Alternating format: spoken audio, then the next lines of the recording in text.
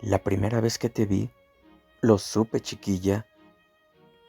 Tales serían las palabras de Niles Tignor, pronunciadas de la manera directa e inexpresiva que lo caracterizaba, de manera que alzabas la vista hacia él, sabiéndote tan desconcertada como si hubiera extendido la mano para clavarte en el esternón, no con demasiada, pero sí con bastante fuerza, su enorme dedo índice.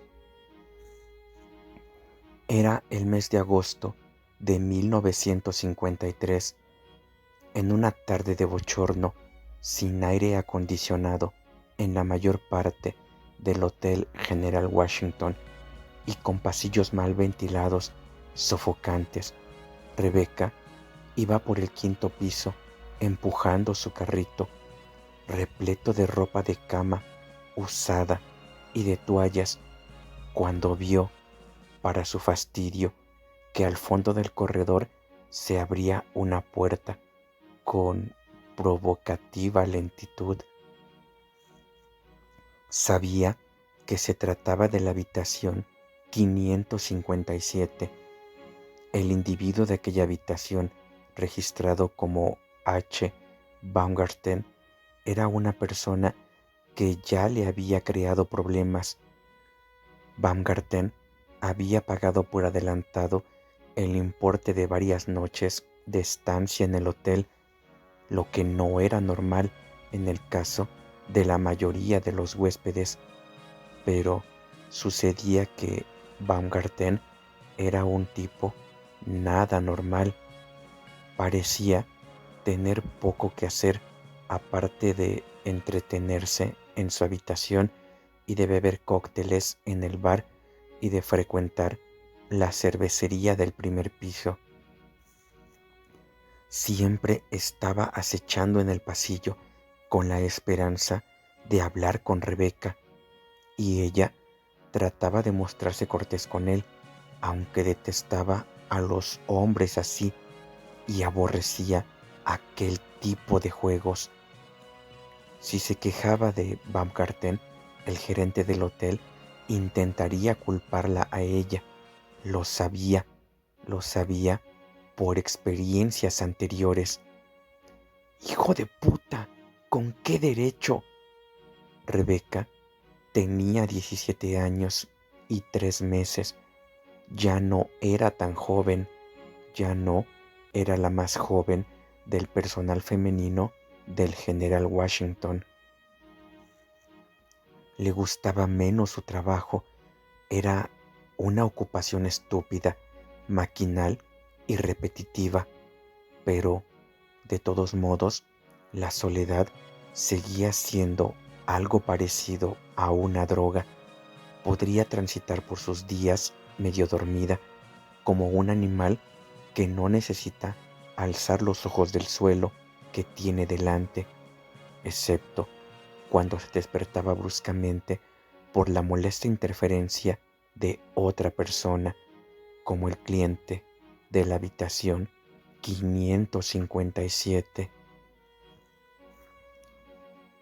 Rebeca vio que la puerta ya no se movía y que había quedado abierta unos 5 centímetros.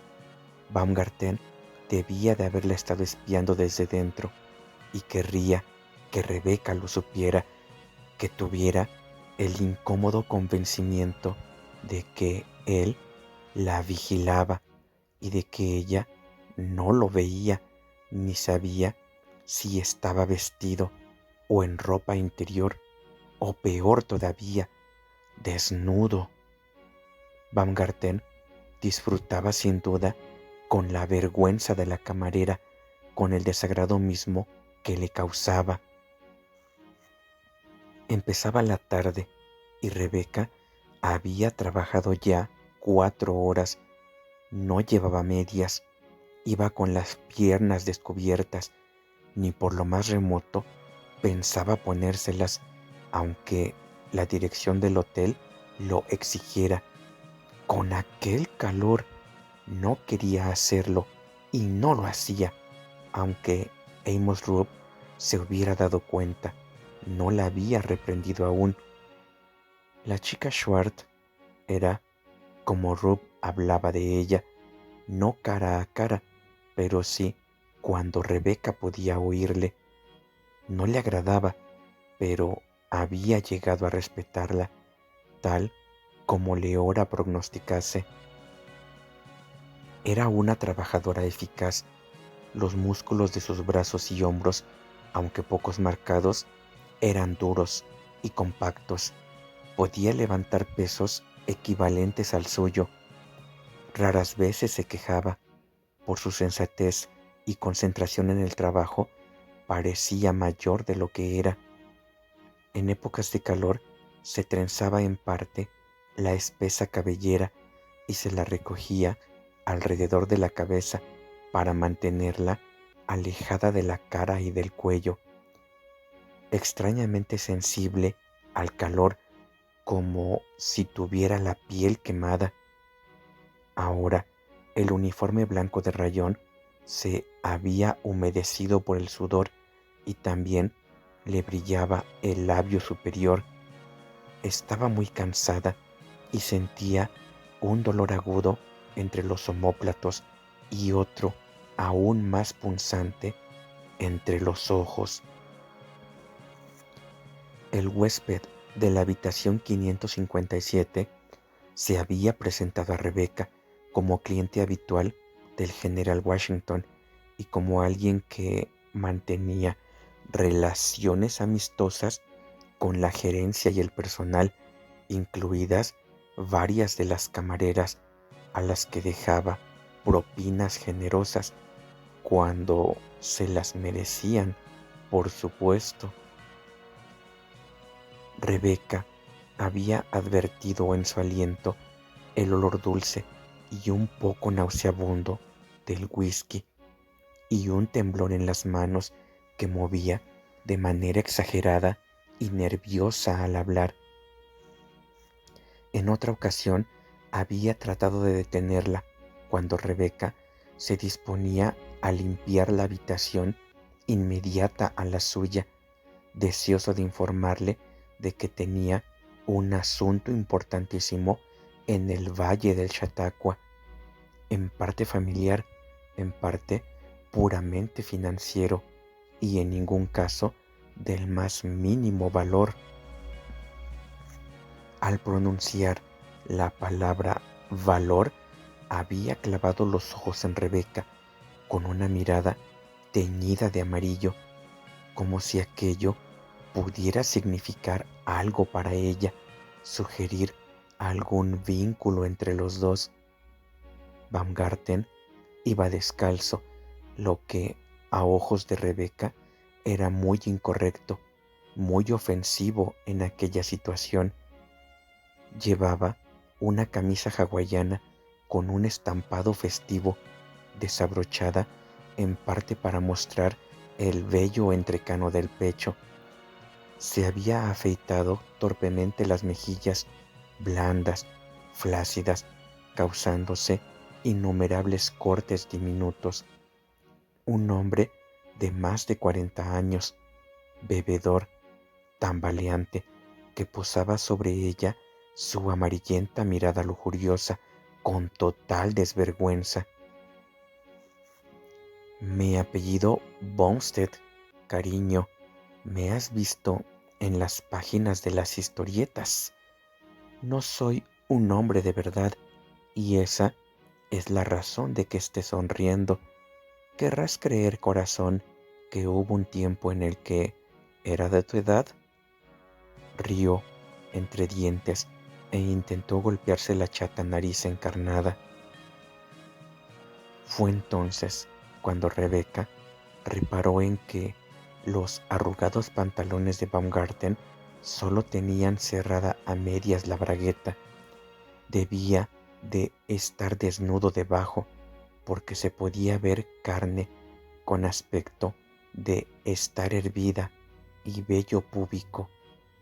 Asqueada, se agachó para pasar por debajo y empujó el carro de la limpieza hasta entrar en la habitación y cerrar rápidamente la puerta, de manera que Baumgarten no pudiera seguirla, aunque se atrevió de todos modos a aporrear la puerta durante unos minutos, dirigiéndose a ella con voz quejumbrosa, suplicante, con palabras que Rebeca dejó de oír tan pronto como empezó a trabajar en el cuarto de baño. No había limpiado aún la habitación de Baumgarten. El cartel de "No molestar" estaba siempre colgado del tirador de la puerta. A Rebeca le horrorizaba pensar en la pocilga que la esperaba dentro, pero mientras el letrero estuviese colgado, no podía entrar en el cuarto, aunque supiera que Baumgarten se había ausentado, y tampoco entraría mientras Baumgarten estuviera por los alrededores, incluso aunque la invitara a hacerlo. Rebeca había acariciado la esperanza de que abandonara el hotel aquella mañana, pero él había dado a entender que quizá se quedara más tiempo. Ahora, al día siguiente, se disponía a hacer otra de las suyas. No había manera de evitarlo. Al acercarse a la habitación 557, vio que la puerta estaba todavía entreabierta, pero Baumgarten había retrocedido, alejándose, a no ser que estuviera escondido detrás, agazapado para saltar sobre ella. Un hombre grande, tirando a gordo, con el temor añadido de que estuviera desnudo, pero no tenía otro remedio que mirar dentro de la habitación. «Señor, ¿hay alguien?». La habitación era una pocilga, como se imaginaba. Maldita sea, había ropa y toallas esparcidas por todas partes, un único zapato de vestir con la suela hacia arriba en la alfombra. Nada más atravesar la puerta, aunque ya era mediodía, las pesadas cortinas de brocado estaban completamente cerradas y encendida una lámpara de mesa con la pantalla ladeada. Prevalecía el olor a whisky y a brillantina. El ocupante de la habitación se había tumbado en la cama, boca arriba. Respiraba con dificultad, los ojos cerrados y los brazos extendidos.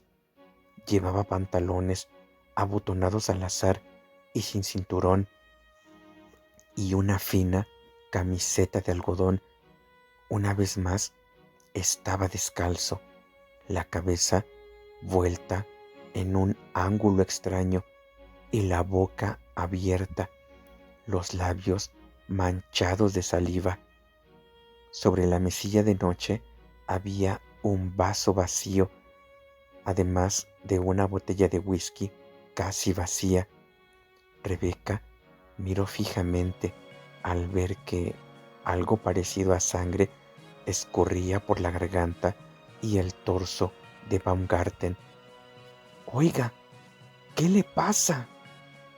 En el suelo, cerca de la cama, varios objetos estaban dispuestos como en un escaparate: un billetero, un reloj de oro con cadena extensible, una sortija de mujer con una piedra grande de color morado pálido, un monedero de cuero y un estuche para objetos de tocador también a juego.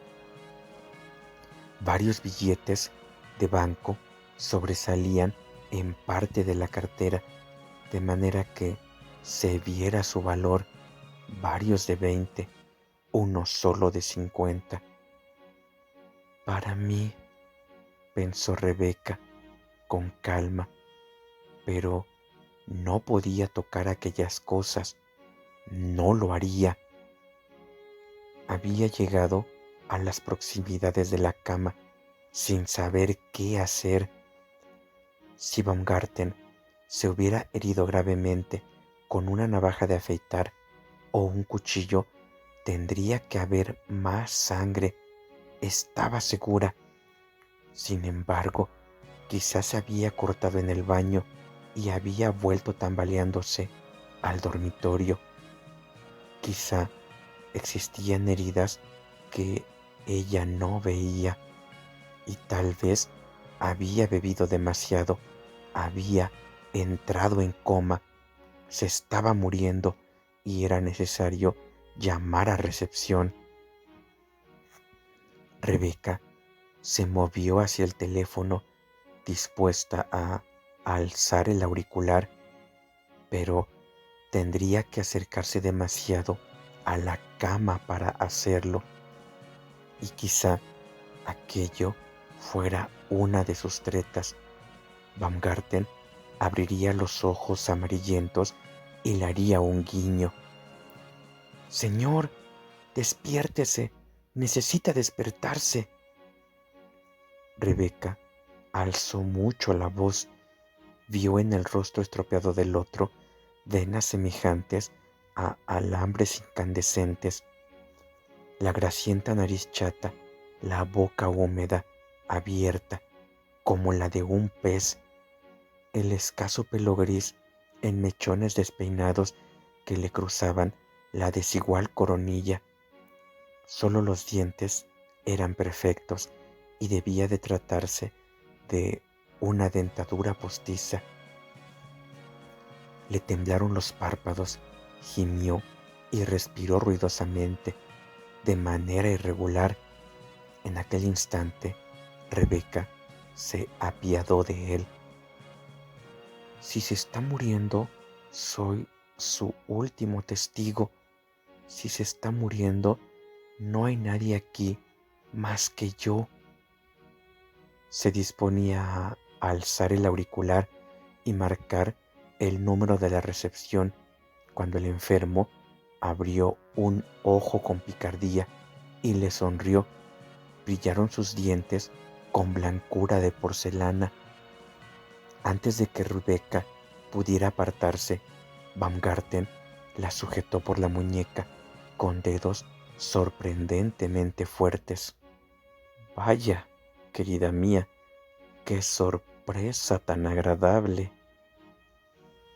Rebeca gritó y lo empujó, forcejeando para soltarse, pero Baumgarten la retuvo sin ceder. «Déjeme en paz, maldita sea». Arañó las manos de Baumgarten. Él la maldijo, sentado ya en la cama, girando las piernas para sujetar a Rebeca como lo haría un luchador, por las caderas. En el forcejeo, Baumgarten consiguió tumbarla a su lado en la cama, entre resuellos y risas. Ella recordaría después el intenso olor a whisky de su aliento y detrás otro olor más nauseabundo y oscuro de algo fétido, podrido. Recordaría lo cerca que había estado de desmayarse. «¿Eh? ¿Qué demonios está pasando aquí?». Un hombre alto, con el pelo cortado a cepillo y de color niquelado, había entrado en la habitación. Como un oso alzado sobre las patas traseras, se movió con sorprendente rapidez. Baumgarten protestó. «Váyase, esto es una habitación particular, un asunto privado».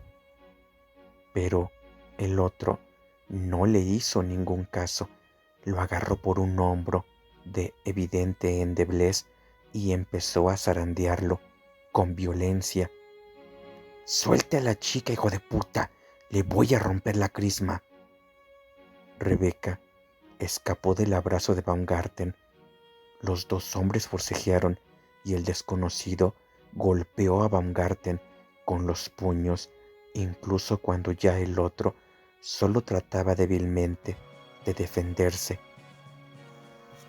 Un puñetazo bastó para romperle la nariz. Otro puñetazo le quebró la dentadura resplandecientemente blanca.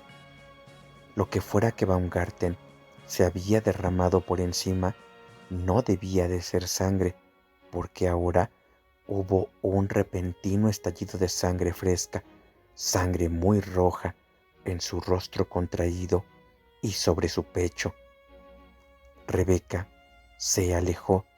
Lo último que vio fue como Baumgarten, Bumstead, suplicaba al hombre del pelo de color niquelado que no lo matara cuando lo agarró por la cabeza y empezó a golpeársela una, dos, tres veces contra la estremecida cabecera de caoba. Rebeca huyó dejando el carro de camarera en el corredor del quinto piso. Ya lo recuperaría en otro momento. Aquel hombre, el desconocido, ¿quién era? Discretamente, durante varios días después de la salvaje paliza en la habitación 557, Rebeca hizo investigaciones sobre el hombre alto y de complexión robusta, con el pelo de color niquelado. ¿Quién era? ¿Cómo se llamaba? No tenía intención de hablar de él a los policías que investigaban lo sucedido a H. Baumgarten en la habitación 557. Nunca causaría problemas a un hombre que había intervenido en favor suyo. ¡Suelte a la chica! ¡Suelte a la chica! Tan extraño que se pensara en ella como una chica indefensa, necesitada de protección a ojos de otro. De hecho, Rebeca había visto a veces de pasada al hombre del pelo de color niquelado en el General Washington. Debía de ser un cliente habitual del hotel o del bar. Lo había visto en compañía de Mollingar, el barman de la cervecería, entre 30 y 40 años, bastante por encima del 1,80 m, inconfundible, con su pelo acerado y risa que retumbaba. Un hombre admirado por otros y sabedor de que otros lo admiraban. Si hubiera matado a Baumgarten, Rebeca habría mantenido el secreto. No se lo hubiera dicho ni a la gerencia del hotel ni a la policía. No hubiera dado un paso al frente como testigo de la paliza salvaje. Baumgarten había mentido a la policía diciendo que 2 intrusos varones habían entrado en su habitación, le habían golpeado y le habían robado. 2. Dijo que estaba tumbado en la cama, durmiendo.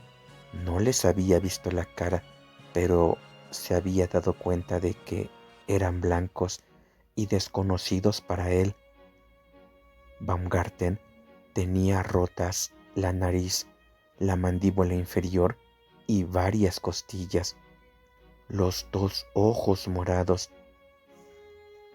Había seguido tumbado durante más de 1 hora, con heridas sangrantes en la cabeza, incapaz de hacer nada antes de revivir y de encontrar la energía necesaria para llamar por teléfono. Baumgarten afirmaría que los ladrones le habían quitado el billetero, el reloj de pulsera y otros objetos personales que valían alrededor de $600. No dijo nada de Rebeca, ni una palabra sobre la camarera que había atraído a su habitación. Durante una semana, Rebeca temió que la policía quisiera interrogarla, pero nadie apareció. Rebeca sonrió pensando, se avergüenza, quiere olvidarlo. A Rebeca le molestaba que Baumgarten mintiera, añadiendo el robo a la paliza. El hombre que lo golpeó era todo menos un ladrón. Baumgarten había escondido sus objetos personales para hacer aquella falsa acusación. Quizás se propusiera pleitar contra la gerencia del hotel o reclamar una indemnización al seguro. Demasiado maltrecho para andar, a Baumgarten lo habían llevado en camilla hasta una ambulancia que esperaba en el exterior del hotel y que lo trasladó al hospital de Chautauqua Falls. Nunca regresaría al General Washington y Rebeca no volvería a verlo. Niles Taignor. Como decía Leora Greb, a Taignor no se le confundía con nadie. Era representante o agente de una fábrica de cerveza. Viajaba por todo el estado negociando con propietarios de hoteles, restaurantes y bares en nombre de la fábrica de cerveza Black Horse de Port Oriskany. Su sueldo dependía de las comisiones. Se decía que era el más convincente y, en conjunto, el más exitoso de los representantes de las fábricas de cerveza. Pasaba por Melbourne de cuando en cuando y siempre se alojaba en el General Washington. Daba buenas propinas. Se decía de él que era un hombre con secretos. Se decía que era un hombre al que nunca se terminaba de conocer, aunque lo que sabías de él te impresionaba. Se decía que le gustaban las mujeres, pero que era peligroso para ellas. No, que era galante con el sexo femenino. Tenía mujeres que lo adoraban, repartidas por todo el estado, desde la orilla este del lago Erie hasta la orilla noroccidental del lago Champlain en la frontera con Canadá. ¿También tenía mujeres en Canadá? Sin duda. Se decía, sin embargo, que Taignor protegía a las mujeres. Había estado casado años atrás y su joven esposa había muerto en un trágico accidente. Se decía de Taignor que no se fiaba de nadie. Se decía que en una ocasión había matado a un hombre, quizás en defensa propia, con las manos, a puñetazos. Una pelea en un bar en los montes Adirondack o quizá en Port Oriskany en el invierno de 1938 a 1939, durante las guerras de infausta memoria entre fábricas de cerveza. Si eres hombre, no quieres tener problemas con Taignor. Si eres mujer... Rebeca sonrió pensando, pero a mí no me haría daño. Existe un algo especial entre él y yo. Se decía que Taignor no era de la zona, que había nacido en Crown Point, al norte de Ticonderoga, en el lago Champlain, y que el general Adams Taignor, que se enfrentó al general británico John Burgoyne en 1777, cuando el fuerte Ticonderoga fue arrasado por el ejército británico en retirada, era antepasado suyo. No, Tagnor era originario de la región. Había nacido en Port Oriskany, hijo ilegítimo de Esdras Tagnor, un dirigente del Partido Demócrata en los años 20, implicado en el contrabando de whisky desde Ontario, en Canadá, a los Estados Unidos durante la ley seca, muerto a tiros por competidores en una calle de Port Oriskany en 1927. Se decía de Tagnor que no había que abordarlo, que había que esperar a que tomara la iniciativa.